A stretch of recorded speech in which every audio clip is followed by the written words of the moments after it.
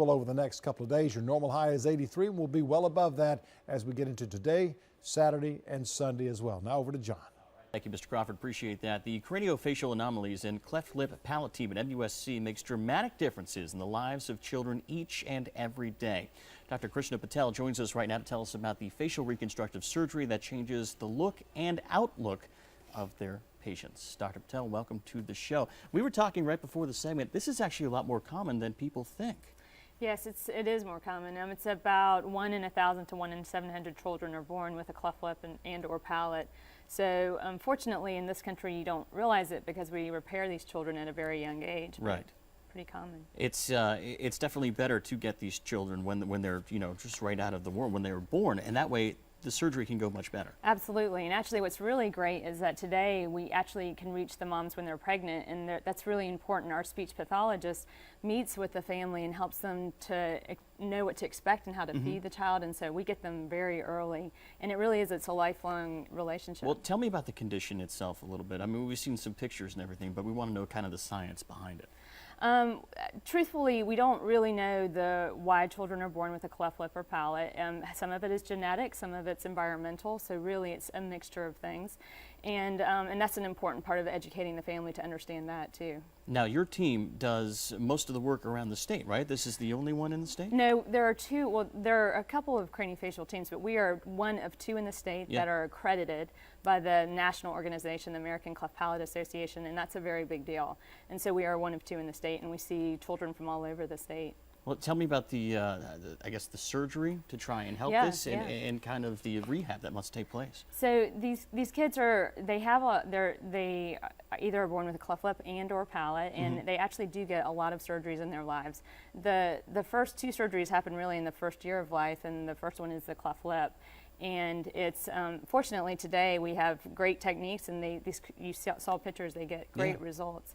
And then they also get speech therapy. They have a lot of dentistry, orthodontistry. So really the team that I'm a part of is a big team. There's multiple surgeons involved. There's oral surgeons, there's facial plastics, there's craniofacial, there's ENT, neurosurgeon, orthodontics, dentists, geneticists, and speech pathologists. Wow. So it's a huge team that I'm a part of, and it's great because we can all come together and treat these children. We know this is very common in other countries as well, and you yourself, you go on many mission trips to go and try and treat people, correct? True, and that's a wonderful thing. Actually, there are people on, not just me, but in our team, and we do go across the seas and take care of third world country children who are born with this. Wow, and you guys are having a great fundraising event coming up pretty soon. Yes, Tell us about that. July 27th, and it's being held at the Elks Lodge, and it's going to help raise money for our craniofacial team. So please come. I think the information is there. Yeah. Where's that money going to go towards? So a couple of things. One is that we do spend money. There are a lot of families, like we said, that come from all over the state, and so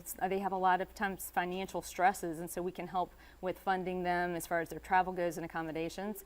We also spend the money on educational tools because we have to assess these children in clinic, and so we have certain speech equipment that helps pay for that equipment.